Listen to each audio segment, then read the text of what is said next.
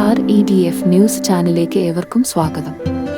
കേരളി rural employment development foundation എന്നറിയപ്പെടുന്ന KREDF അതിന്റെ സാമൂഹിക ഉത്തരവാദിത്തത്തിന്റെ ഭാഗമായി ഭിന്നശേഷിക്കാരായ കുട്ടികളെയും അവരുടെ കുടുംബത്തെയും സഹായിക്കാൻ തീരുമാനിച്ചിരിക്കുന്നു.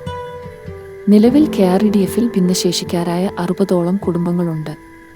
അവരിൽ ഭൂരിഭാഗവും കേരളത്തിലെ കോഴിക്കോട് ജില്ലയിൽ നിന്നുള്ളവരാണ്.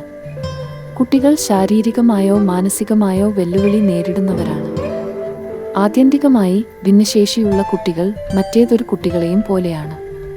അവർ സ്നേഹത്തിനും ബഹുമാനത്തിനും സംതൃപ്തമായ ജീവിതം നയിക്കാനുള്ള അവസരത്തിനും അർഹരാണ്. അവർക്ക് അഭിവൃദ്ധി പ്രാപിക്കാനും അവർ ആരാണെന്ന് ആഘോഷിക്കാനും കഴിയുന്ന ഒരു ലോകം സൃഷ്ടിക്കേണ്ടത് നമ്മുടെ ഓരോരുത്തരുടെയും ഉത്തരവാദിത്തമാണ്.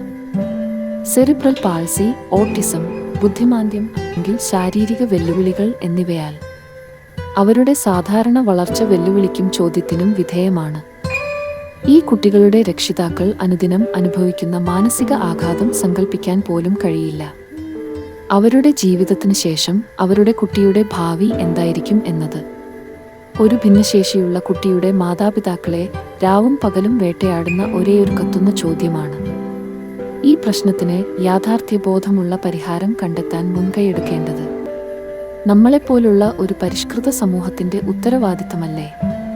നമുക്ക് ഒരുമിച്ച് ഇതിനുള്ള ഒരു പദ്ധതി തയ്യാറാക്കാമോ? ഈ ചോദ്യം നിങ്ങളുടെ മനസ്സിൽ വെച്ചുകൊണ്ട് നിങ്ങളുടെ അനുമതിയോടെ ഞാൻ ഇപ്പോൾ പോകാം. നന്ദി.